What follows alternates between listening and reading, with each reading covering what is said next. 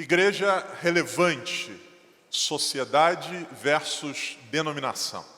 Esse foi o tema que a direção da Escola Bíblica propôs para a gente trabalhar e estudar. E obviamente a gente não vai conseguir esgotar esse assunto, nenhum dos professores conseguirão fazer isso aqui, mas o nosso objetivo é a gente, dentro do tempo que tem, pensar um pouco a respeito desse assunto. Primeiro, antes da gente avançar qualquer coisa, a gente precisa saber se a gente conhece todas as palavras que estão ali. Primeiro, igreja. Todos nós, imagino que saibamos o que é. Igreja não é apenas um templo onde a gente se reúne, embora esse seja o nome que a gente também usa para essa estrutura, mas igreja tem a ver com o corpo de Cristo espalhado por toda a terra. A igreja tem a sua dimensão local, essa que nós fazemos parte, a Igreja do Senhor em Londrina, a Igreja do Senhor no bairro onde eu e você moramos, a congregação no qual a gente faz parte. Ontem à noite a gente estava lá servindo com os nossos irmãos, mas também a sua dimensão universal. Ela é o corpo de Cristo espalhado por toda a terra.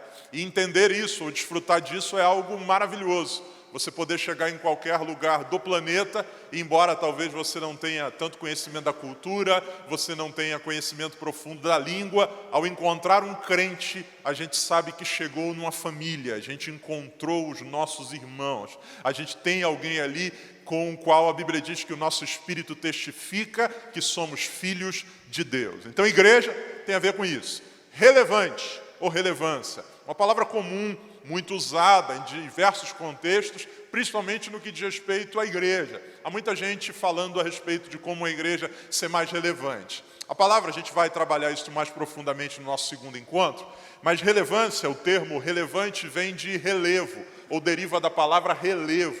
E o que vem a ser relevo, senão a formação ou a estrutura que dá forma a uma paisagem?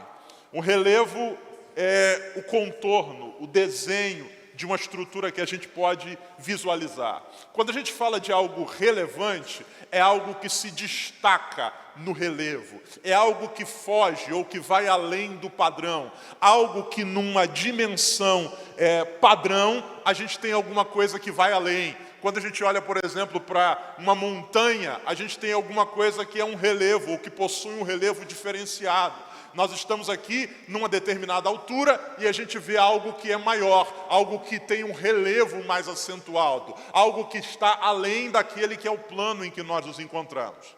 Relevante tem a ver com algo que se destaca, algo que vai além de uma linha mediana ou de um plano que é mais comum. A gente pode pensar em relevância em determinados ou em muitos níveis. No nosso contexto, quando a gente fala de igreja, a gente vai trabalhar isso de maneira mais profunda, a ideia é ser relevante na perspectiva de Deus. O que Deus, ou o que chama a atenção de Deus e que nos diferencia nessa perspectiva. Pois bem, sociedade. Sociedade é a organização social do qual nós fazemos parte. O mundo que vivemos se organiza dessa maneira. Os indivíduos estão organizados, conectados, envolvidos numa perspectiva ou numa teia, num tecido que nós chamamos de tecido social. Então, quando a gente fala de sociedade, nós não estamos falando apenas de um determinado grupo, nós estamos falando de algo mais amplo.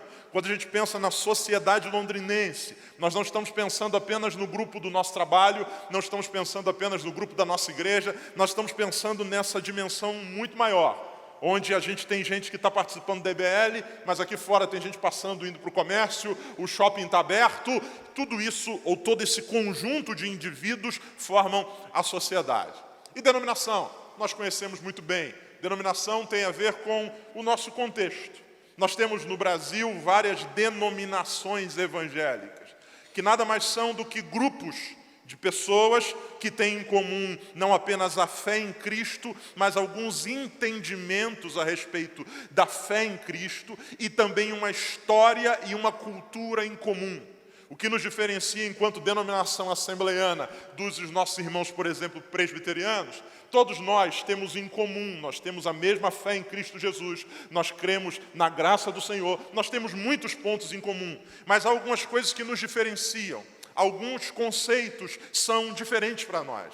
No que diz respeito, por exemplo, à doutrina do Espírito Santo, nós cremos de uma maneira. Denominações tradicionais fazem a leitura do mesmo texto de uma outra perspectiva, de uma outra forma. Nós temos uma cultura. Nós, enquanto assembleanos, temos ao longo da história uma cultura que foi se formando no nosso meio. Nós ouvimos aqui hoje já alguns hinos da harpa cristã.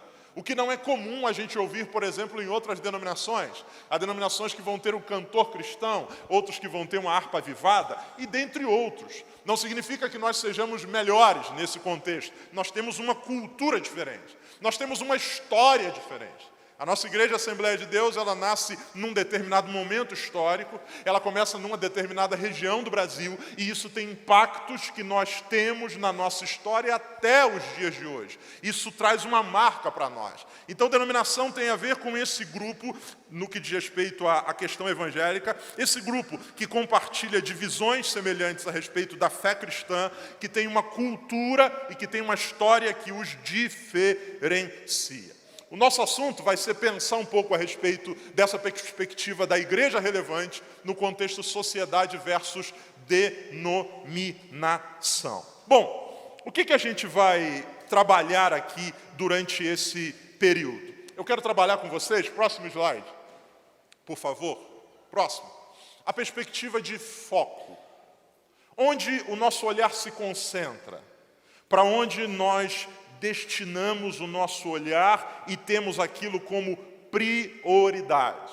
O que a gente vai trabalhar nos nossos encontros é pensar e perguntar aos irmãos uma coisa que eu imagino que todos nós já temos uma resposta positiva formulada a respeito disso. Próximo slide, por favor. Podemos ler todos juntos o que está escrito aí numa só voz? 1, 2, 3.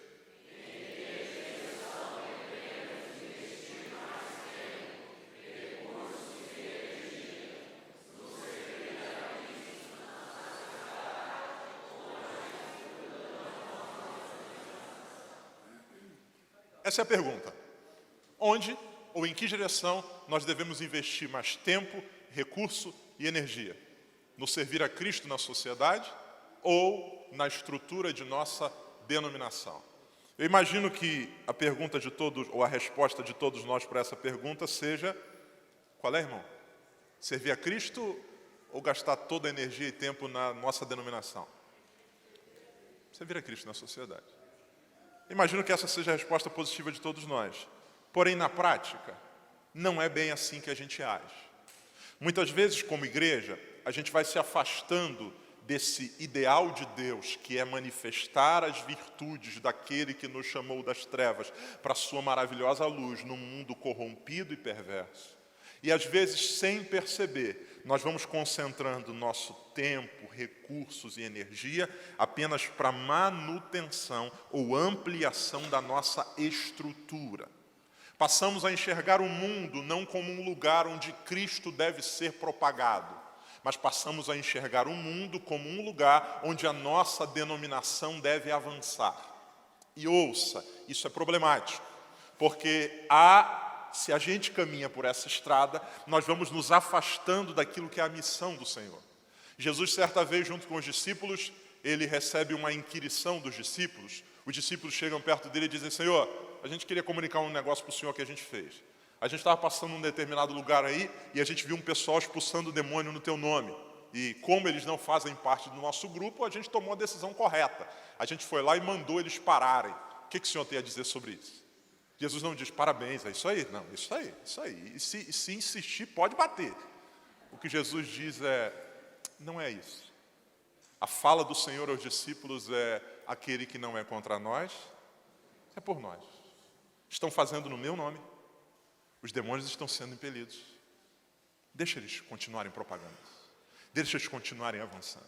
Jesus diz isso aos discípulos. E nós muitas vezes perdemos essa noção. Muitas vezes nos tornamos mais assembleanos do que crentes. Colocamos a nossa denominação no status divino, quando não é, irmãos. Não é. A Bíblia diz que a graça de Deus, ela se maniforma, o termo usado para definir a graça de Deus é multiforme. E nós precisamos nos abrir para isso, porque senão a gente vai ter problema. Jesus nos chamou para sermos sal e luz. E o motivo pelo qual Jesus nos chama a isso é porque o mundo que a gente vive é um mundo em podridão, em decomposição moral, ideológica, e por isso sal e luz. Porque o mundo que a gente vive é um mundo mergulhado em profundas trevas. Jesus disse que nós somos enviados como ovelhas ao meio de lobos. E preste muita atenção, essa imagem ela é importante. Jesus diz que nós não somos os lobos no meio das ovelhas. Jesus diz que nós somos ovelhas no meio de lobos. E uma vez que a gente discerne isso, que a nossa condição enquanto ovelhas é alguém que desfruta de certo ou de pouco poder diante de uma estrutura que é feroz, nós podemos caminhar em direção a buscar proteção. E essa é uma realidade que muitas pessoas vivem. E nós, como igreja, precisamos vigiar. Muitas vezes nós estamos buscando uma estrutura, ou estamos nos colocando de uma maneira na qual nós buscamos proteção para nós. Quando Jesus disse que quem quer salvar a sua vida vai perder, mas quem gastar, lançar e perder a sua vida por amor dele, vai achar. A nossa postura no mundo não deve ser a postura de construir uma comunidade de proteção, um bunker fechado, onde a gente se reúne, se congrega, onde a gente alimenta uns aos outros, depois a gente sai de fininho nesse mundo buscando ser o menos identificado possível e no próximo domingo a gente se reúne outra vez. Ufa, não! Deus nos chama por meio da sua palavra a sermos aqueles agentes que vão para esse mundo cumprir a sua missão. E essa missão tem a ver com penetrar nessa sociedade, provocando mudanças.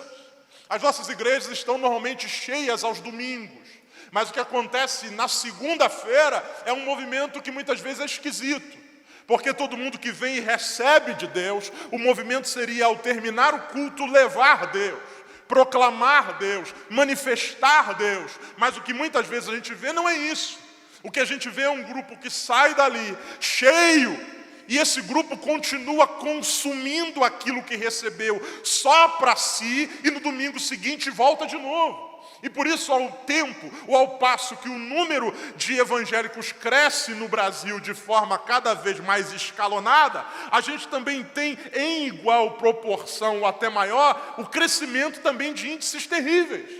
No lugar onde tem muitas igrejas, muitas vezes esse lugar não melhora, muito pelo contrário. O que a gente tem ali, como uma cidade que eu visitei esses dias, alguém disse: pastor, temos aqui tantas igrejas num determinado perímetro. E eu disse: como é que é o envolvimento aqui? Não, pastor, o pastor fulano de tal não fala com o pastor fulano de tal, e se o irmão aqui for daquela igreja é disciplinado, e o outro arrumou uma briga com o outro. Ou seja, nós temos um crescimento de estruturas denominacionais, mas não há comunhão entre elas, e logo também não há mudança naquele ambiente. Porque Jesus disse que nós seríamos conhecidos como seus discípulos, não a partir do momento que nós construíssemos templos. Jesus não disse que nós seríamos conhecidos como seus discípulos simplesmente pela roupa que vestimos. Jesus disse: vocês serão conhecidos como meus discípulos quando vocês amarem uns aos outros. Quando vocês conseguirem romper essa bolha estrutural e vocês manifestarem amor entre vocês, então o mundo vai olhar e o mundo vai crer que eu fui enviado pelo Pai. A marca de uma igreja relevante tem a ver com esse movimento para fora. E ouça, irmãos, a gente precisa repensar isso. Por quê? Nós muitas vezes concebemos a igreja como um ponto de chegada, quando no Evangelho é um ponto de partida. Igreja é o lugar onde a gente é equipado para o ide, e não onde nós somos escondidos para não ir. Vou repetir: igreja não é ponto de chegada, igreja é ponto de partida. Igreja é o lugar onde eu sou equipado para o ide, e não o lugar onde eu sou escondido para não ir. Igreja não é um lugar de fuga, igreja é um lugar de envio. E muitas vezes nós perdemos essa noção. E muitos crentes enxergam a igreja como um ponto de chegada. Então o mais importante é estar na igreja no domingo à noite. E lá no domingo à noite eu recebo, lá no domingo à noite eu ouço, lá no domingo à noite eu canto. E por isso tanta pressão, tanta confusão muitas vezes no meio da igreja. Porque como a gente enxerga muitas vezes o reino de Deus confinado apenas a essas quatro paredes, eu acho que tudo aquilo que eu posso fazer para Deus tem a ver com esse espaço aqui. E por isso, se eu não canto, eu fico triste. E por isso, se não me derem oportunidade, eu fico chateado. E por isso, se não deixarem eu servir a ceia, na outra eu não venho mais. Porque na minha visão, aqui é o ponto de chegada. E no ponto de chegada, o que você tem? No ponto de chegada, o que você tem é os aplausos e o troféu. Quem chegou no final da corrida recebe abraço. Quem chegou no final da corrida recebe prêmio. Quem chegou no final da corrida recebe medalha. E é isso que muitas vezes nós concebemos. A igreja como um ponto de chegada. Uau, chegamos, domingo, glória a Deus. Ufa, aleluia, vencemos esse mundo perverso. Ponto de chegada.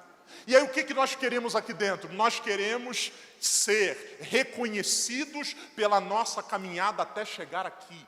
Como outro dia um querido irmão aqui na igreja me procurou e disse assim: pastor, o senhor viu que eu não faltei as 3 últimas ceias?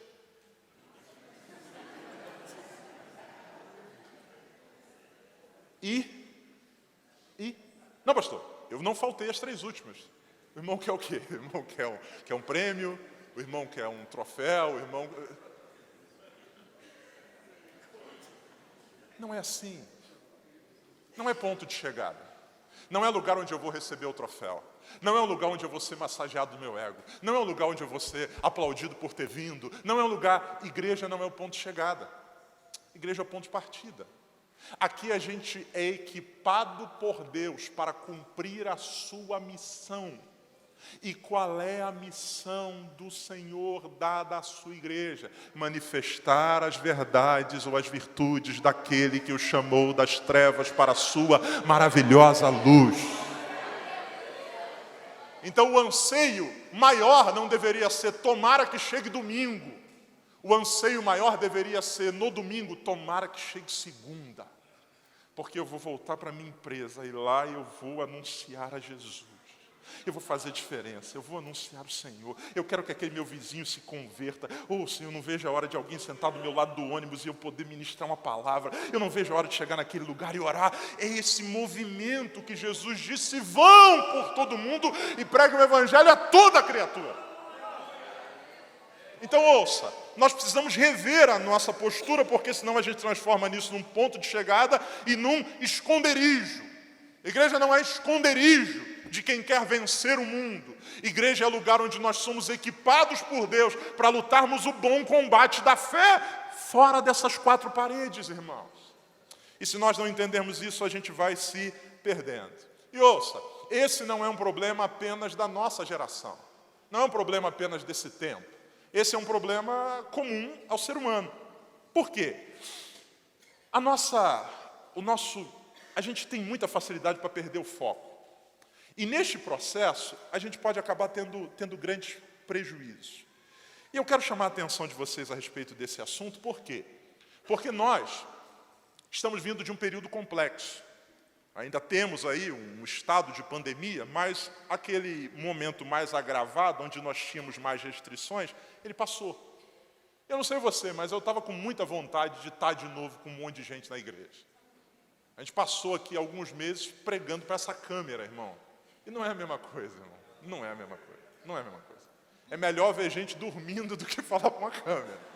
É melhor. Você vê, está dormindo ali. Mas tem gente ali. Agora, a gente estava com vontade de congregar, a gente estava com vontade do ajuntamento, a gente estava com vontade disso, de comer a coxinha da cantina, porque é diferente, a comida da igreja é diferente, a água da igreja é diferente, o café da igreja, tudo da igreja é diferente.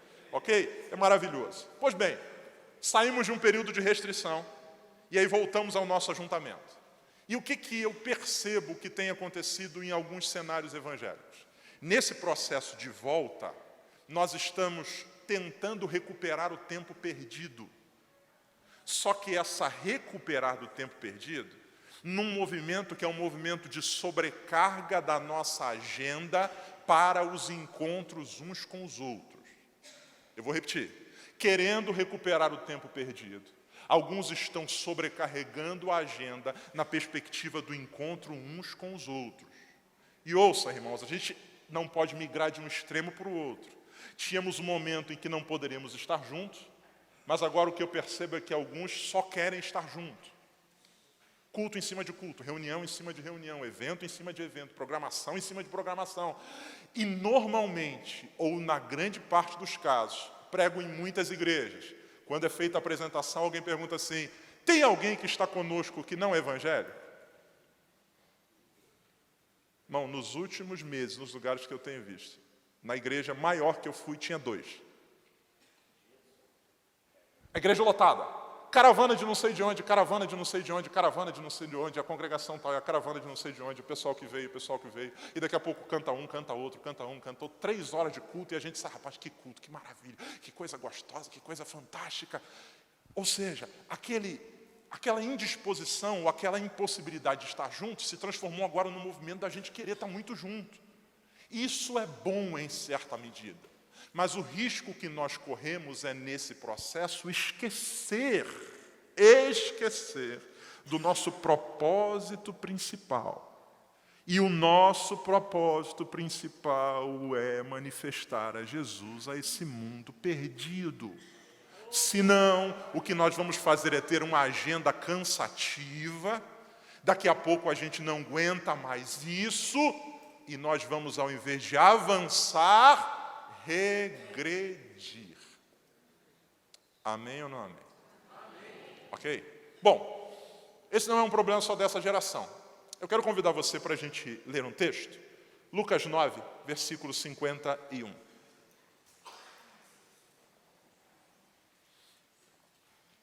Quero meditar com você sobre essa passagem. Lucas 9, a partir do verso 51.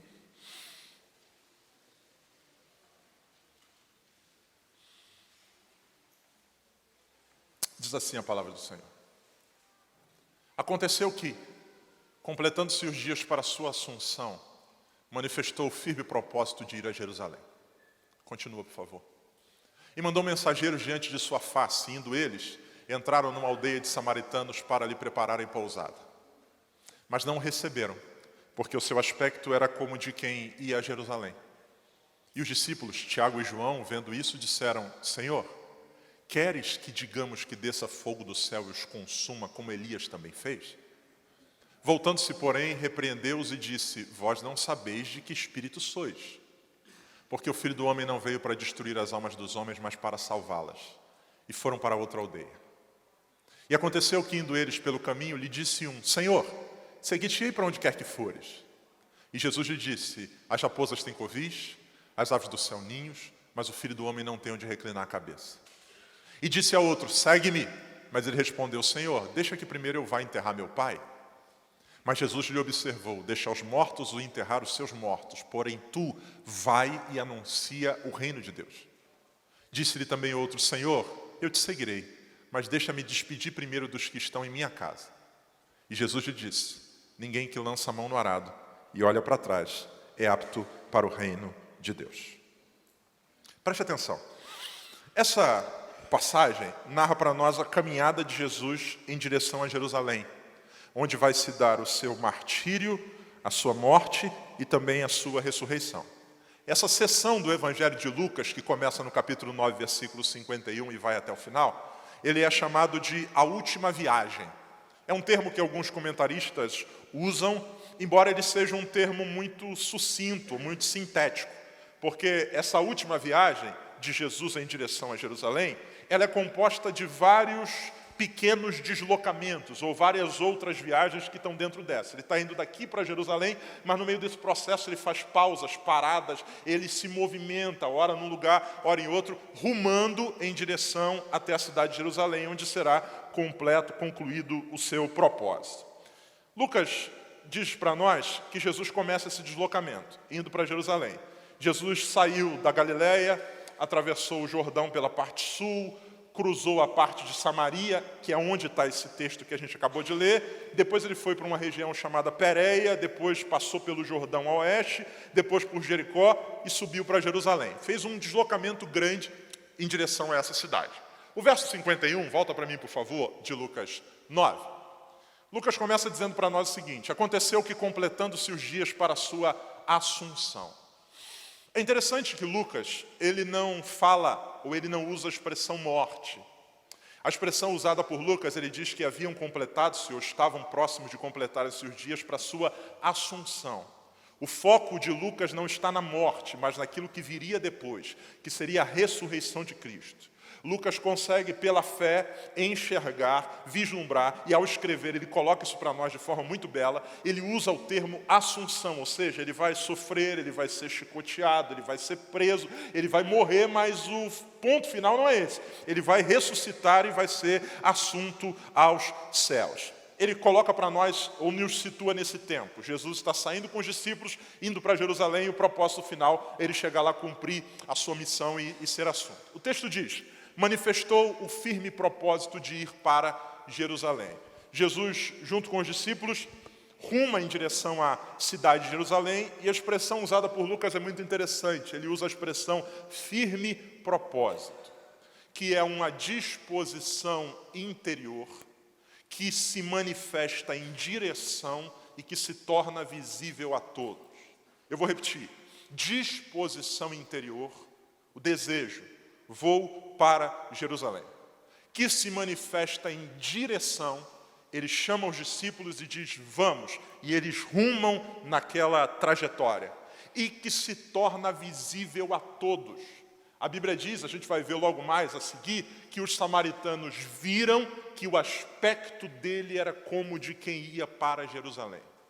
Jesus nos ensina que aquilo que a gente vai demonstrar diante dos outros é resultado primeiro de uma disposição interna. Eu vou, propósito. Esse propósito faz a gente tomar uma direção, porque eu vou para Cambé, eu vou pegar essa estrada e não aquela. Porque eu vou para Rolândia, eu vou pegar aquela estrada e não essa. Essa dimensão interna, essa decisão se transforma num posicionamento, num rumo. E a Bíblia diz que uma vez que o coração decidiu e os pés se encaminharam a um firme propósito, os outros veem para onde eles estão indo. Veem isso de maneira muito clara. Os samaritanos olham e dizem: essa galera vai para Jerusalém. Pois bem, próximo, versículo de número 52. E mandou mensageiros diante de sua face.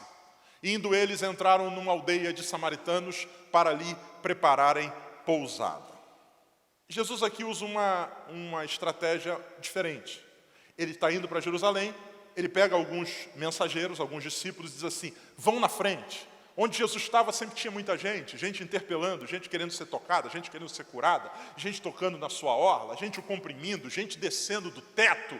Jesus diz para os discípulos: vão na frente para preparar a pousada. O próximo lugar nessa trajetória de Jesus, a próxima escala, diz a Bíblia que é uma aldeia de samaritanos. Os discípulos cumprem o que Jesus disse. Vão lá para aquela aldeia com o objetivo: o nosso mestre está chegando aí e a gente queria encontrar um lugar para ele ficar. Nessa época não tem site, nessa época não tem telefone. Como é que vai se encontrar um lugar para passar a noite? Batendo de porta em porta. E aí, tudo bem? O senhor tem uma vaga aí para a gente poder ficar? Está ouvindo aí o nosso mestre, a gente queria passar a noite. Eles vão fazendo esse movimento. Só que é um detalhe: essa aldeia não é uma aldeia de judeus, essa aldeia é uma aldeia de samaritanos. Você sabe que entre os judeus e os samaritanos havia uma rixa. E essa rixa não é da época de Jesus, ela é muito antiga. Ela remonta a um tempo anterior. Primeiro, na perspectiva da divisão do reino, com a morte de Salomão. Você divide em 10 tribos e outra em 2 tribos. Uma passa a ter a capital Samaria, esse grupo maior, e outra passa a ter a capital Jerusalém. Você passa a ter já uma divisão.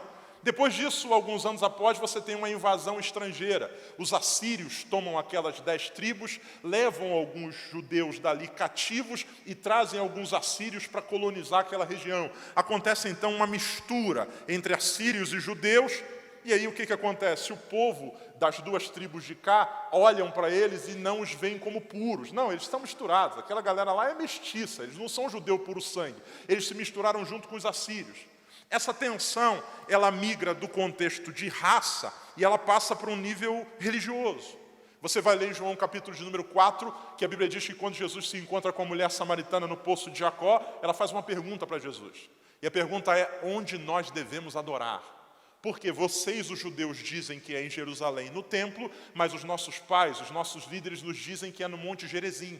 Então há uma divisão aqui. Primeiro política, a divisão dos 2 reinos, depois étnica, aqui você tem um povo misturado e aqui alguns que se acham judeus puro sangue, e depois uma divisão religiosa. Aqui o povo adora no Gerizim e aqui em Jerusalém, ou o contrário. Pois bem, tem uma tensão maior nesse processo. Quando há o processo de reconstrução dos muros de Jerusalém, os samaritanos com Sambalate criam, enfim, tem uma história toda no meio desse processo que vai responder para nós o porquê do verso 53. Põe para mim o 53, já vai entender onde a gente vai chegar. Vamos lá? 5:3.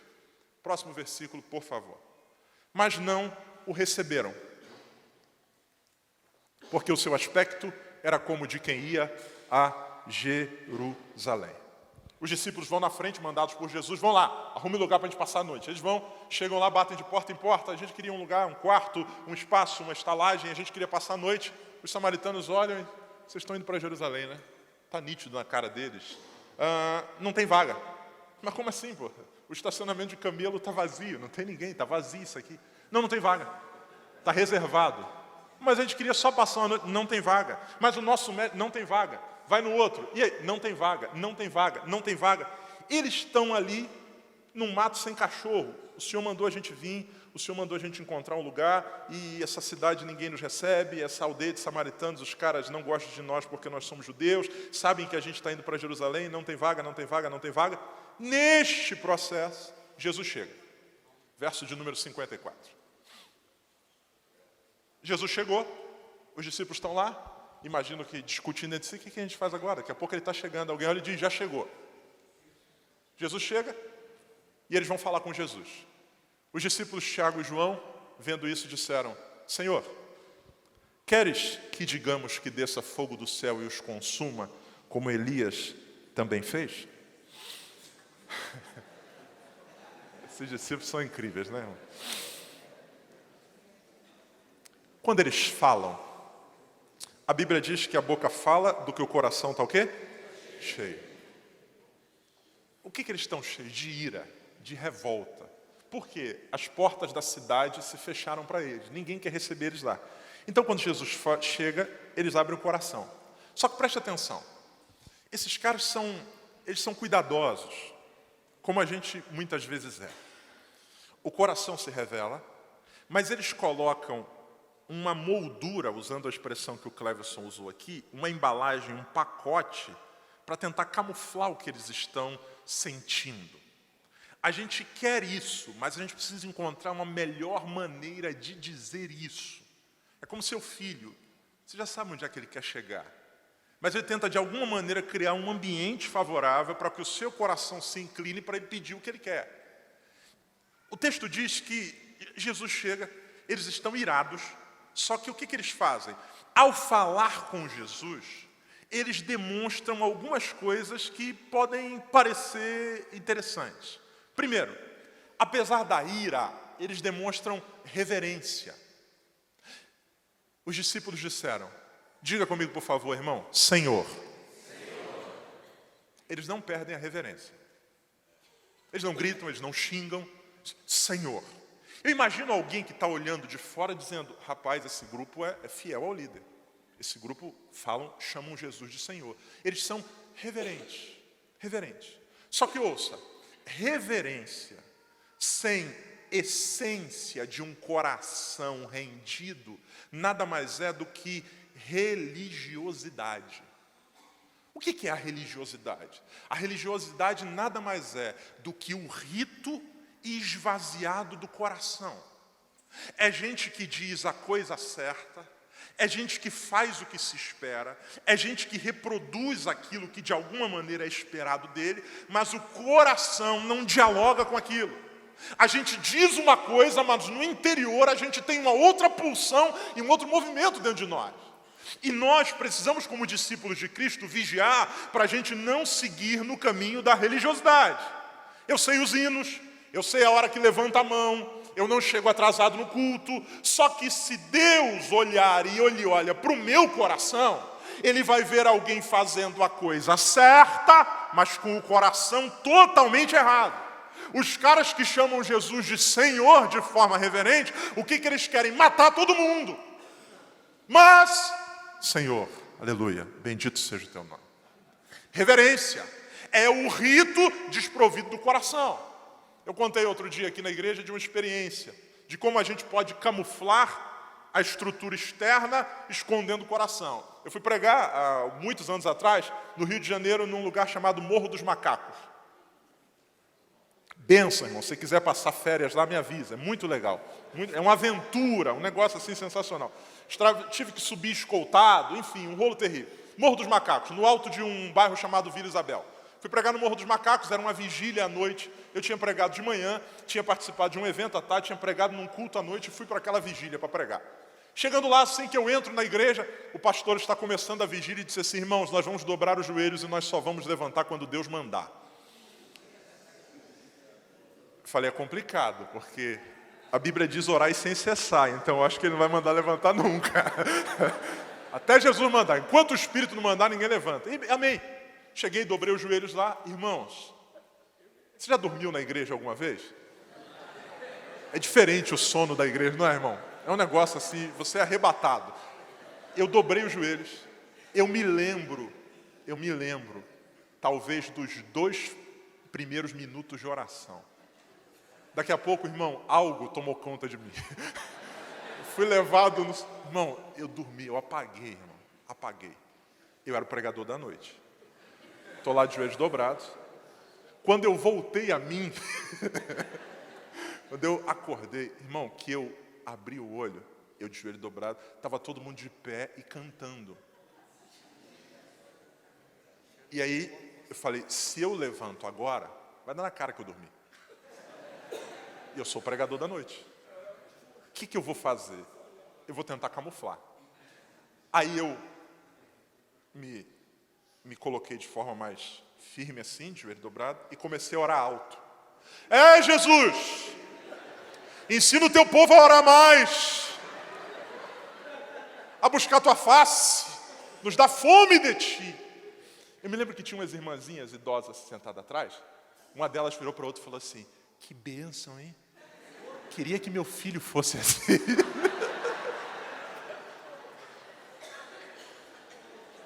Depois de alguns minutos falando alto, eu me levantei, sabe, com aquela cara de espiritual? Você olha todo mundo, você está no céu e todo mundo está na terra. Você olha de um plano superior. Olhando assim, aqueles profetas, se de Jesus, se ele olhar para mim, vai enxergar meu pecado. Olhando. Okay. Irmão, Deus sabe do nosso coração. Os caras que dizem, Senhor, no fundo eles estão querendo dizer, tomara que ele deixe a gente matar esse povo. Nós queremos destruir isso aqui. Reverência sem o coração comprometido é religiosidade. Segunda coisa que esses discípulos têm é conhecimento bíblico. Olha o que o texto diz. Queres que digamos que desça fogo do céu e os consuma, como Elias também fez? O que eles estão dizendo? Senhor, nós conhecemos tua palavra. Está aqui, tem uma passagem na Bíblia que Elias pediu e desceu fogo do céu e queimou a galera inteira. Conhecimento bíblico é marca de um discípulo verdadeiro, sem dúvida. Só que o conhecimento bíblico, quando ele está dissociado do coração comprometido com a missão, ele vira legalismo.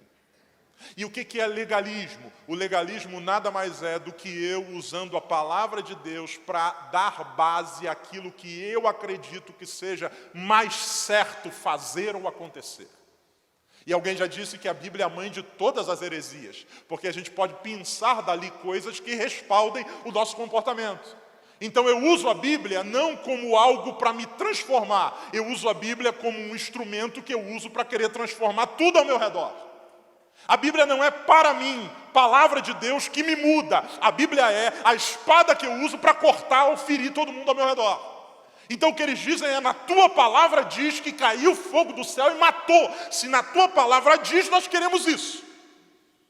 Porque eu não tenho coragem de dizer, sou eu que quero apenas. Eu quero usar a Bíblia como respaldo para isso.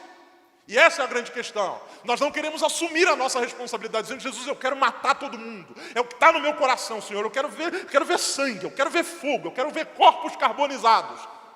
A gente não tem coragem de dizer isso. O que a gente diz é, Senhor, eu li uma vez na tua palavra que o Senhor agiu usando a Bíblia como respaldo. Só que ouça, a palavra de Deus usada de maneira correta, ao invés de ser instrumento de bênção, pode se transformar em instrumento de tentação maligna. O que Jesus, ou o que o diabo usa para tentar Jesus, irmãos? A palavra.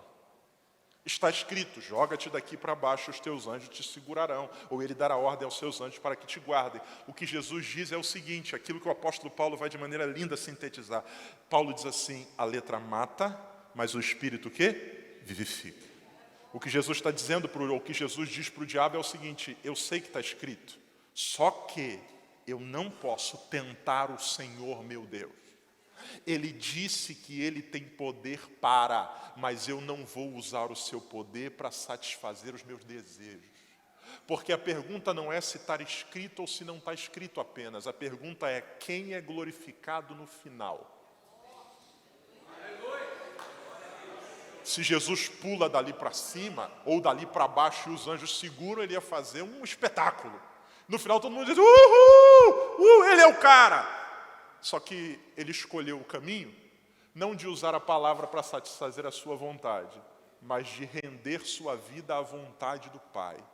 E aquele que poderia pular e ser segurado, foi carregado de cabeça baixa, como ovelha muda até o Gólgota. E todo mundo dizendo, faz.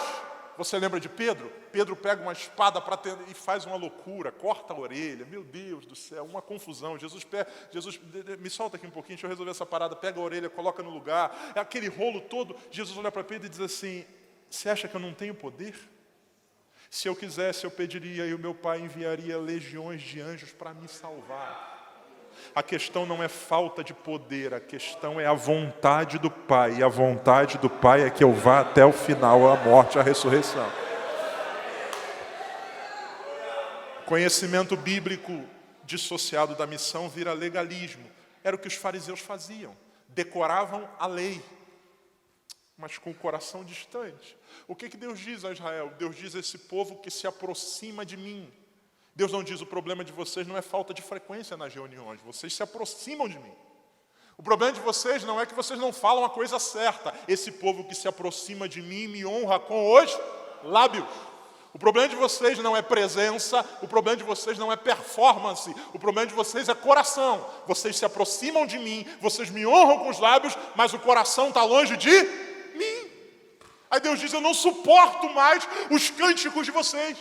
Eu não aguento mais as vossas festas. Eu estou enjoado do que vocês me oferecem. Porque aquele que traz o sacrifício com as mãos está com o coração longe, distante.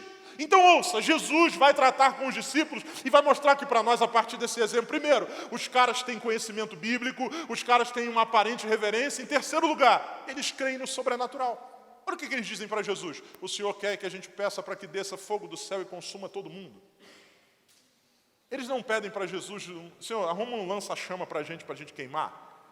O que eles dizem é, nós cremos que se o Pai quiser e a gente pedir, Ele manda fogo e queima.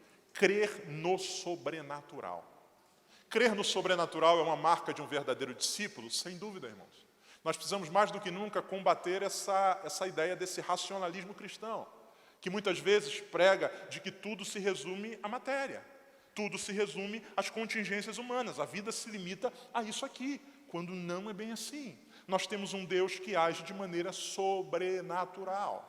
Os nossos recursos são empregados, mas quando eles faltam, nós temos aquele que é o Jeová Jireh, o provedor, o Senhor. É o mesmo Deus da coluna de nuvem, é o mesmo Deus da coluna de fogo, é o mesmo Deus que fez sair água da rocha, é o mesmo Deus que fez chover pão no meio do deserto, é o mesmo que batiza com o Espírito Santo, é o mesmo que distribui dons de curar, que opera maravilhas, é o mesmo Deus, cuja palavra é poderosa para penetrar até a divisão da alma e do espírito. Então no púlpito a gente não dá lições às pessoas simplesmente como viver melhor. A gente usa a palavra de Deus e ela chega onde ninguém chega, ela responde perguntas que ninguém responde. Ela é poder de Deus para a transformação de vida. Nós precisamos crer no sobrenatural, só que ouça, crer no sobrenatural sem o compromisso com a missão de Jesus nos torna místicos. E o que a gente tem visto no meio cristão é muito misticismo. E o misticismo nada mais é do que a crença no sobrenatural destituído do compromisso da fidelidade com a vontade de Deus. Deus passa a ser alguém que tem o poder que eu quero para fazer o que eu quero. E é isso que me interessa em Deus. Deus tem o poder que eu quero para fazer o que eu quero e não posso.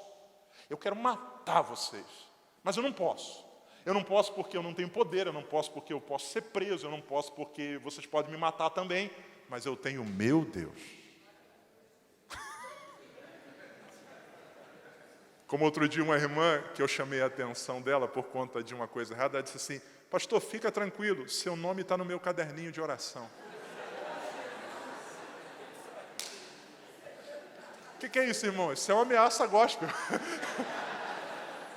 Ou seja, eu não posso fazer nada com você, mas tá lá, ó. Tá lá. O último que entrou lá teve um câncer. Vigia, irmão. Poder de Deus sem compromisso com a missão é misticismo. O que o nosso mundo vive é uma explosão mística, principalmente no Brasil. As pessoas não querem compromisso com Deus, as pessoas querem usar o poder de Deus para fazer aquilo que elas não podem. Simplesmente isso. Eu quero que Deus me dê o que eu quero receber. Só isso. E nesse processo vale tudo. O importante não é fidelidade, o importante é utilidade. Então eu jogo em várias frentes e aquela que der certo está valendo. Não existe compromisso. Já contei aqui algumas vezes, minhas histórias são bem repetidas depois de 10 anos falando aqui no mesmo lugar.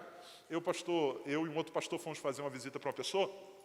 Ou melhor, minto, aqui no culto, no final de um culto de quinta-feira, encontrei uma determinada irmã, uma determinada senhora, a cumprimentei, tudo bem, ô pastor, que bênção, que palavra e tal. Eu disse, minha irmã, eu já vi a senhora aqui algumas vezes na quinta-feira, a senhora não vem em outros cultos? Não, pastor, minha agenda é muito corrida.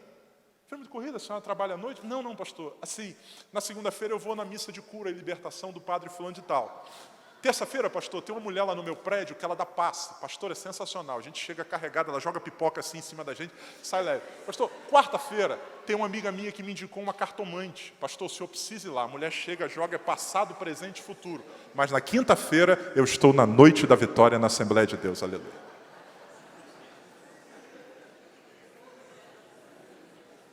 Você deve conhecer gente assim. O importante não é ser fiel. O importante é conseguir o que eu quero. E se o que eu quero vier da pipoca, está valendo.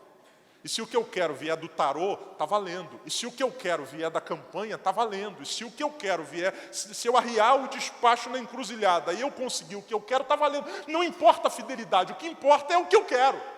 Eu quero matar todo mundo. Quem pode me dar isso? Eu não posso. Então, se Deus me dá, eu quero. Como outro dia uma querida... Pastor, eu queria que o senhor orasse por mim, eu estou fazendo uma campanha aqui na igreja, eu preciso de uma vitória. Aí, amém. Sim, minha irmã. Qual é a vitória que a irmã está buscando?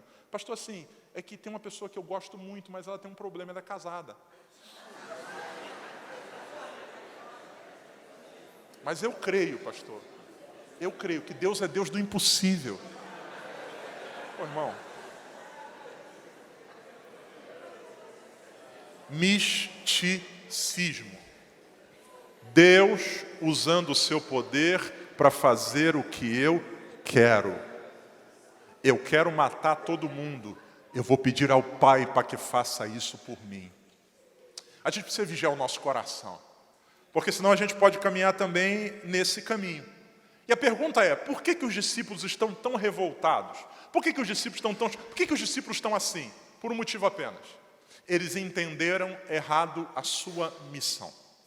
Diga comigo, por favor. Entenderam errado a sua missão. Se nós fôssemos entrevistar Tiago, e a gente perguntasse para ele assim, Tiago, qual é a missão que Jesus deu para você? A resposta de Tiago provavelmente seria, o Senhor nos mandou ir na frente dele e encontrar um lugar confortável para ele e nós passarmos a noite. O que, Tiago? Qual é a sua missão? O Senhor nos mandou à frente dele para encontrarmos um lugar confortável para a gente ficar com ele essa noite. Essa é a ideia dos discípulos. E por isso que eles estão revoltados. Eles estão revoltados porque na visão deles, eles não conseguiram cumprir a missão. Só que ouça, você lembra do que Lucas diz no primeiro versículo 51? Jesus está indo não para a aldeia dos samaritanos. Jesus está indo em direção a Jerusalém para a sua assunção. Aquela passagem na aldeia dos samaritanos é uma escala no meio do processo. Ouça, nós muitas vezes confundimos também isso. Alguns crentes acreditam que a sua missão é encontrar ou construir um lugar confortável para ficar com o Senhor. Muita gente acredita que essa é a missão da igreja. Construir ou encontrar um lugar confortável para ficar com o Senhor. E por isso a gente investe tanto em estrutura, e por isso a gente investe tanto em templo, e por isso a gente investe tanto em conforto, e por isso a gente investe muitas vezes até demais para produzir uma sensação de conforto. Porque qual é a meta do discípulo? Encontrar no meio do mundo dos samaritanos um lugar confortável para ficar com o Senhor. E aí estamos bem, né, irmão? A gente pode dizer que a Assembleia de Deus de Londrina cumpriu sua missão. Por quê? No meio de um lugar complicado, se você é de fora, está aqui, logo mais à tarde, você vai passar pela rua aqui, você vai ver que aqui ao lado a gente tem prostituição. Mulheres se prostituindo. A gente tem outra rua aqui, gente vendendo droga. No meio desse lugar, que tem tanta coisa ruim, nós conseguimos um espaço. Onde a gente construiu uma estrutura confortável e a gente pode ficar aqui com o Senhor. Logo, cumprimos a nossa missão. Amém ou não amém? Não amém. Não amém. Não amém. Não amém. A nossa missão não é encontrar um lugar confortável para ficar com o Senhor no meio dos samaritanos. A nossa missão é ir falando do Senhor no meio dos samaritanos. Alguns abrirão a porta, outros não, mas nós continuamos falando do Senhor no meio dos samaritanos. E o mais importante não será se eles abrirão ou não a porta. O mais importante será a nossa postura se eles não abrirem a porta. O mais importante não é se eles vão aceitar ou não. O mais importante é o que nós fazemos quando eles não aceitam.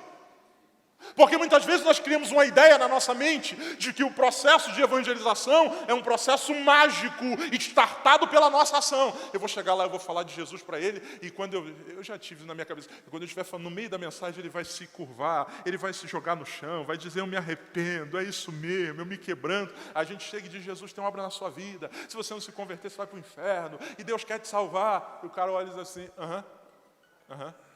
legal, legal. Você não tem nada para dizer, não? Não, você pode deixar eu trabalhar, que você está me atrapalhando aqui. Aí a gente sai dali dizendo, miserável, infeliz. E alguns dizem assim, eu não volto nunca mais aqui. Queima ele. Quando um discípulo de verdade, não é aquele que se alegra quando as portas se abrem. Um discípulo de verdade é aquele que permanece fiel, mesmo quando todas as portas se fecham. Os samaritanos precisam conhecer quem nós somos e a quem nós pertencemos. Então ouça, a nossa missão não é encontrar um lugar confortável para nós ficarmos com Jesus. Isso é apenas uma parte do processo, irmãos. Isso é apenas uma parte. Como eu disse a vocês, a gente corre o risco de sobrecarregar a nossa agenda. E ouça, Jesus já deixou a agenda da igreja pronta. E qual é a agenda da igreja deixada por Jesus? Ela tem três dimensões. Para cima, adoração. Para dentro, comunhão. E para fora, evangelização. Para cima, adoração. Para dentro, comunhão. E para fora, evangelização. Tudo que nós fizermos precisa de alguma maneira dialogar com essas três realidades. Comunhão, adoração e evangelização. O problema é que nós muitas vezes investimos muito em comunhão. Estamos sobrecarregados disso. É o café do não sei o que lá, é o chá do não sei o que. Isso é maravilhoso, irmãos. Isso nos abençoa, nos edifica. É bom a gente estar junto. Jesus disse que o símbolo principal da comunhão é uma mesa. O que ele deixa de referência é a ceia. É maravilhoso, só que muitas vezes a gente se esquece da evangelização. Alguns investem muito na questão da adoração. Não, pastor, ontem E aí o negócio fica complicado. Participei de um culto esses dias, onde eu contei, cantaram 18 músicas no culto. 18 músicas. Quando faltava 20 minutos para terminar de pregar, o pastor disse, pastor, fica à vontade. Falei, pastor, até que horas? Até às 9. Eu olhei, faltava 20 minutos. Posso ficar à vontade mesmo? Pode. Até às 9, o irmão é livre, deixa Deus agir. Adoração. Só que falta evangelização. E aí nós estamos aquartelados aqui dentro, e como alguém já disse, é um sal dentro de um saleiro. Quando Cristo nos chama a irmos além. Por quê? Volta para mim, por favor, Lucas 9.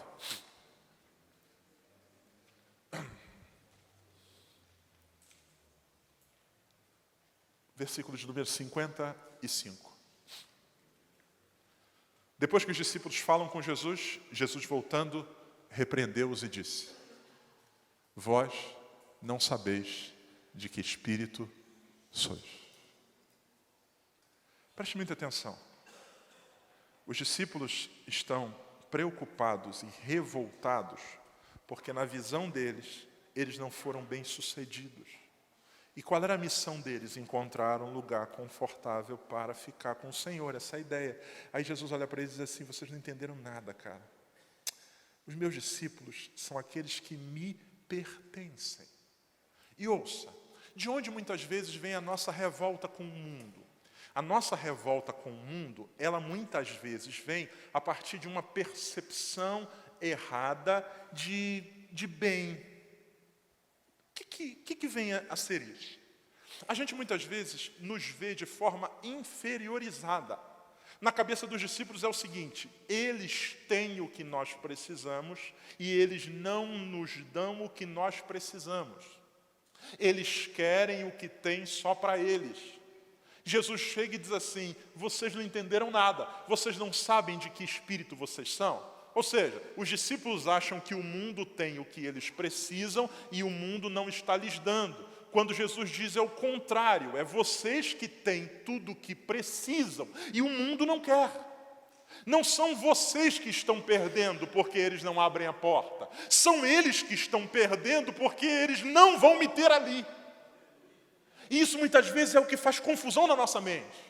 Porque existem alguns cristãos que não entenderam ainda a noção de privilégio, do que é pertencer a Cristo, do que é ser de Deus, do quão maravilhoso é estarmos aqui.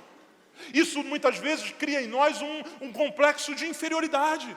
Saímos muitas vezes pelas ruas, e quantos crentes, às vezes chateados, esse mundo aí está perdido, mas olha só, olha o que está acontecendo no mundo. E muitas vezes o que nos move não é compaixão pelos perdidos, o que nos move é um sentimento até de inveja. Porque a gente está aqui sofrendo, mas olha aí, ó. Aquele perverso. Lembra do Salmo 73? Ele olha e diz, os ímpios não têm aperto nem na sua morte. O cara viaja de avião, de iate, eu aqui, nesse busão. Só Jesus. De terno e gravata ainda, porque sou assembleiano nesse calor. Isso vai causando revolta. Quando que a gente precisa entender, Jesus olha para eles e diz assim, o importante não é o que eles têm.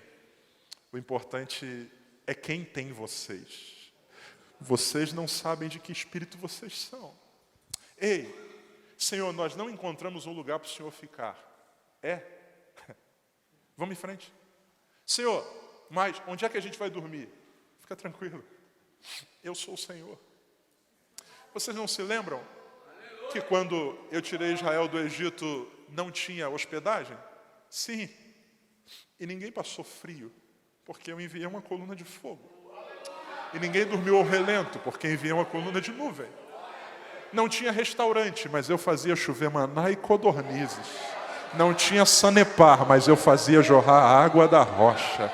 Se vocês são meus, vocês têm tudo o que vocês precisam. É um olhar para o mundo diferente. É um olhar para o mundo diferente. E aí, irmãos, eu quero convidar você para a gente ir um pouco mais além. Versículo 56. Porque o Filho do Homem não veio destruir as almas dos homens, mas veio para o quê? Qual é a missão da igreja? A missão da igreja não é construir um lugar confortável para ficar com Jesus. A missão da igreja é ser agente de salvação. Foi para isso que o Filho do Homem veio, irmãos.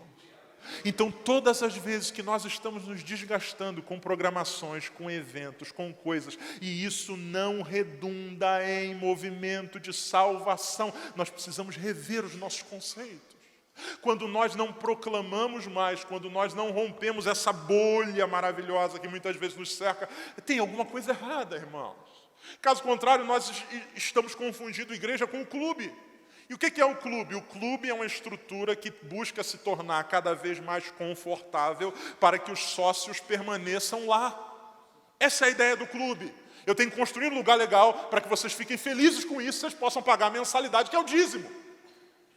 E muitas vezes nós, pastores, não confundimos a nossa missão. Acreditamos que nós fomos chamados para ser babás de crentes que querem ser servidos. Quando nós fomos chamados para conduzir o povo do Senhor em direção à missão do Senhor. E a missão do Senhor é salvar os homens. É isso.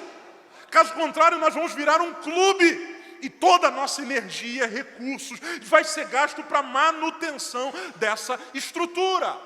As pessoas estão buscando simplesmente conforto. Eu mudei de igreja, por quê? Porque eu fui numa igreja e o estacionamento lá tinha até manobrista. Mudei de igreja por quê? Não, porque lá, olha, o som lá é bem melhor do que onde eu congregava. A ideia é, eu estou na igreja como um lugar onde eu vou ser servido, quando a igreja é um lugar onde eu sou provocado para servir, para manifestar a Cristo. Então ouça, Jesus diz, a minha missão não é, eu não chamei vocês para encontrarem um lugar confortável para mim, eu chamei vocês para proclamarem salvação. Então ouça, não são vocês não devem ficar revoltados com os samaritanos, não, muito pelo contrário. O propósito de vocês é serem agentes de salvação. E ouça, irmãos, se a gente não vigiar o nosso coração, nós vamos sendo influenciados por essa cultura desse mundo. E a cultura do mundo é uma cultura egoísta, é uma cultura autocentrada, é uma cultura cuja a Bíblia diz que Deus é o próprio estômago. E nós muitas vezes vamos sendo influenciados por isso. A igreja se tornou, até dentro da própria igreja, nós não nos tornamos um lugar de comunhão, nós nos tornamos um tanque de Betesda. E o que é o tanque de Betesda? É um lugar onde tem um monte de necessitado brigando para ser o primeiro a encontrar o que quer. Essa é a ideia. Então nós perdemos a comunhão até aqui dentro, porque a nossa relação com Deus, eu estou aqui para receber o que eu quero, quando a gente deve caminhar por uma outra estrada. Quando a gente olha para o Evangelho de Lucas, Jesus vai construindo, ou Lucas vai percebendo que Jesus está construindo, uma história que envolve sempre poder e serviço. Poder e serviço. Lá no capítulo 9 do Evangelho de Lucas, começa falando que Jesus chamou os discípulos e deu a ele poder e autoridade sobre os demônios. E os discípulos vão, e eles vão exercendo autoridade, os demônios vão mandar embora, as enfermidades vão saindo, os discípulos voltam. Quando os discípulos voltam, depois de terem exercido poder e autoridade, o que vem depois? Jesus olha e diz assim, vamos alimentar esse povo? Senhor, mas já é tarde, é muita gente, manda eles embora. Aí Jesus, depois de dar poder e autoridade sobre os demônios e as enfermidades para os discípulos, chama os discípulos, aqueles que foram, o cara meteu a mão no enfermo e ele levantou, sei lá, nessa época não deveria ser cadeira de roda, alguma outra coisa, da maca, eles estão cheios de poder e autoridade. Aí o Jesus, que deu poder e autoridade sobre os enfermos, dá na mão de cada um deles uma bandeja. Toma aqui, ó. Para que é isso, Senhor? Você vai servir a multidão com pão e peixe. Ah, é? É. E aqueles que ainda há pouco estavam exercendo poder e autoridade sobre os demônios, agora viraram garçons. O Senhor aceita um pedaço de pão? Um pedaço de peixe? E a Bíblia diz que eles recolhem 12 cestos cheios. Além de servir todo mundo, eles ainda têm um cesto cheio de pedaços de pão para carregar. Jesus está mostrando que há autoridade espiritual, mas essa autoridade espiritual se combina com o serviço. O texto continua. Depois disso, da multiplicação dos pães e dos peixes, tem a transfiguração. Os caras estavam servindo, Aí Lucas vai dizer que Jesus chama 3 discípulos e diz, vamos lá para cima do monte. Chega lá em cima do monte, é um negócio sensacional, um evento glorioso, um troço assim exponencial. Aparece o profeta Elias, Moisés, aquele troço, os caras estão no auge. Aí eles descem do monte, e quando eles descem do monte está uma confusão. Eu imagino os discípulos pensando, rapaz, que coisa maravilhosa. Pedro chega ao ponto de dizer, vamos ficar aqui em cima, vamos construir 3 tendas, uma para Moisés, outra para Elias e para nós. Eles descem imaginando, agora o Senhor vai nos colocar numa posição superior. Agora o Senhor nós vamos viver um outro nível de glória. Aí quando eles descem, a Bíblia diz que tem uma confusão. E qual é a confusão? Tem um menino perturbado, lunático e um pai sofrendo. Jesus se aproxima e diz, vamos entrar ali no meio daquele problema? Aí os discípulos que estavam no auge da transfiguração, eles vão se envolver no caso de uma família. A família que tem um pai que não sabe mais o que fazer, com um filho que vive dando trabalho. Jesus entra com os discípulos no meio, repreende aquela enfermidade, aquele espírito, aquele mal. O jovem é curado e é cheio de paz. Poder sobre os demônios, serviço na multiplicação. Poder na transfiguração, serviço ao abençoar uma família. Depois disso, os discípulos começam numa discussão. E a discussão dos discípulos está no Evangelho de Lucas, eles olham para o outro e dizem assim, quem entre nós é o maior? Eu acho que eu sou maior. Não, porque assim, outro dia, Jesus falou comigo diferente de você. Aí um diz, eu sou maior, outro diz, eu sou maior, outro diz, eu sou maior. E tal, eles estão nessa crise, discutindo quem é o maior, discutindo sobre poder. Aí, um deles chega para Jesus e diz assim, Senhor, a gente viu uma galera expulsando aí demônios no teu nome. Aí, eu imagino que aquilo é a deixa que eles precisam para Jesus dizer assim, isso é exclusividade de vocês. Mas a resposta de Jesus eu já citei aqui, quem não é contra nós, é por nós. Ou seja, o poder não está só confinado na mão de vocês. Esses homens estão servindo a sociedade, esses homens estão proclamando no meu nome, por isso não os impeçais, deixa eles fazerem também. E aí os discípulos vão murchando. E agora Jesus leva eles para a aldeia dos samaritanos. No capítulo 9 de Lucas, Jesus vai fazendo esse trabalho. Autoridade e serviço, autoridade e serviço, autoridade e serviço. E nós precisamos ter isso muito nítido em nós, irmãos. O Senhor que nos enche de poder.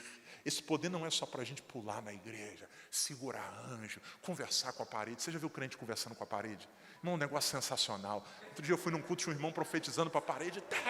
Falei, rapaz, que coisa linda de Deus. É um negócio sensacional. Isso é maravilhoso, irmãos. Eu sou pentecostal, gosto disso. Já fiquei horas no chão. É maravilhoso, a gente chora. Só que ouça, o mesmo Deus que nos enche de poder é o mesmo Deus que nos chama a servi-lo nesse mundo. Nosso objetivo não é nos reunir para sentirmos Deus. Apenas, o nosso objetivo é nos encher de Deus para levar Deus onde quer que formos.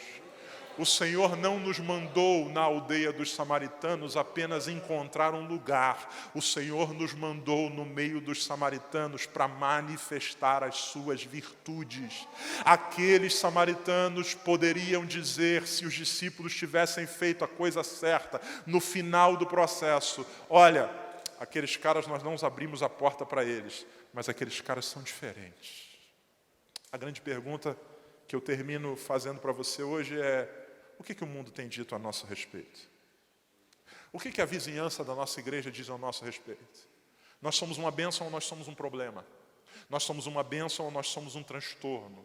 Nós somos uma bênção ou nós somos uma grande dor de cabeça? O Senhor nos chama para manifestarmos as virtudes daquele que nos chamou das trevas para a sua maravilhosa luz.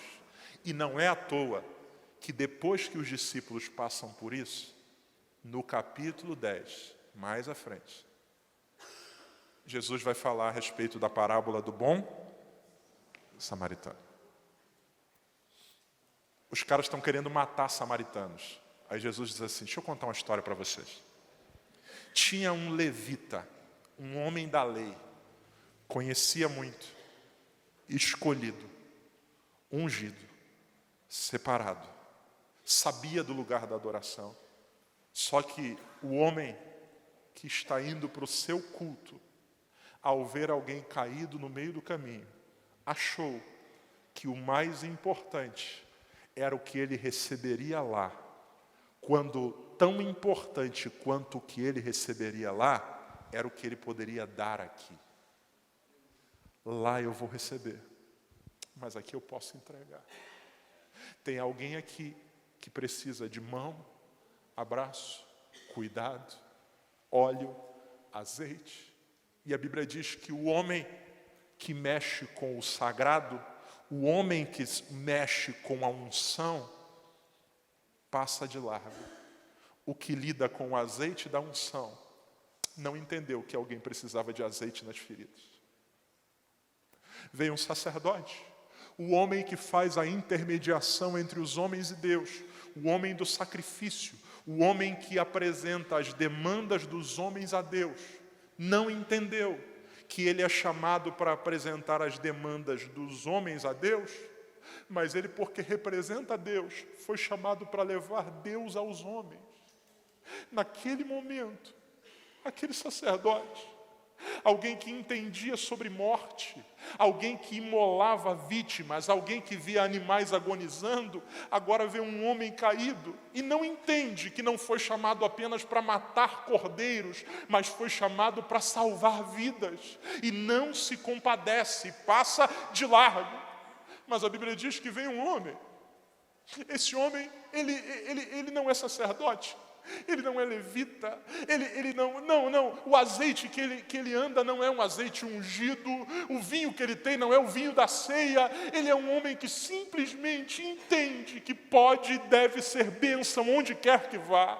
Ele entende que deve compartilhar o que tem, e a Bíblia diz que aquele homem se curva, coloca aquele homem na sua montaria, ele limpa as feridas, ele leva para uma estalagem, e Jesus diz: vai tu e faze assim.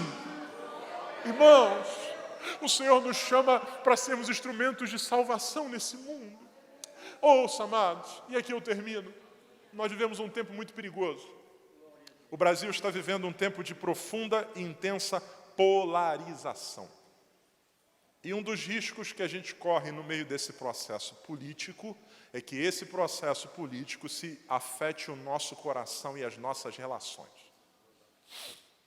Virou uma briga do eles contra nós. Isso é um problema sério, irmão. Porque o que Jesus nos ensina nesse texto é que a gente não deve pedir fogo do céu para consumir quem não acredita no que nós acreditamos ou quem não abre a porta para aquilo que nós temos como valioso. E preste muita atenção. Se nós, como igreja, não alinharmos a nossa missão, nós vamos ter um sério problema. Por quê? A missão da igreja não é eleger um presidente. Eu vou repetir. A principal missão da igreja não é eleger um presidente. A missão da igreja é proclamar salvação a todos os homens. A nossa bandeira é a do Evangelho. Quem morreu e se entregou por nós não foi o homem que levou facada. Foi aquele que morreu na cruz. E só o nome dele é exaltado acima de todo o nome. Nós precisamos ser coerentes, nós temos valores, nós precisamos buscar aquilo que é melhor para o nosso país, só que a nossa missão não é política, a nossa missão é espiritual. Nós desejamos que o melhor para o nosso país esteja sentado na cadeira mais alta, mas se não for assim, nós continuaremos anunciando Jesus Cristo, salvação de todos os homens. Então nós não estamos numa briga por poder, nós estamos cumprindo a nossa missão. Nós não queremos a cidade para nós, não. O que eles querem é a cidade. Se essa cidade não pode ser nossa, queima tudo. O que Jesus diz não é assim não, cara. A cidade de vocês não é aqui. A gente está indo para onde? Jerusalém. Então Jesus diz, vamos para outra aldeia. Vamos ficar de pé para a gente orar?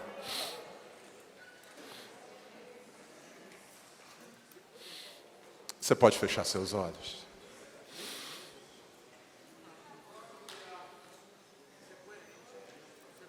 Como é que você está? Como é que eu estou no compromisso com a nossa missão? Você e eu, como pastores, a nossa missão não é entreter um auditório. A nossa missão não é dar conforto físico aos nossos crentes. A nossa missão é impulsioná-los a cumprir a agenda de Deus. E a agenda de Deus envolve salvação de todos os homens. Pai querido, em nome de Jesus, tem misericórdia de nós. Não permita que a gente se perca no nosso propósito. Livra-nos de nos embaraçarmos com as coisas desse mundo. E nesse embaraço há poder envolvido. E nesse embaraço há desejos envolvidos. E nesse embaraço há vontades envolvidas. Nos guarda, Senhor. Nos alinha com a Tua missão. Nós não fomos chamados para encontrar um lugar confortável para o Senhor apenas. Nós fomos chamados para proclamar salvação em Cristo Jesus. Senhor, o mundo nos odiará, é o que a Tua palavra diz, mas nós continuamos anunciando Jesus, salvação para todos os homens. Senhor, nos ensina a amar o bairro onde a nossa igreja está. Senhor, nos ensina a nos importar com o que acontece ao redor.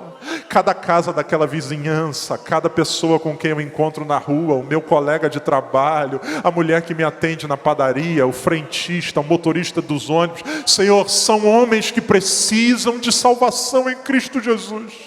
O homem mais bem-sucedido, o homem mais perverso dessa cidade, todos precisam de Jesus.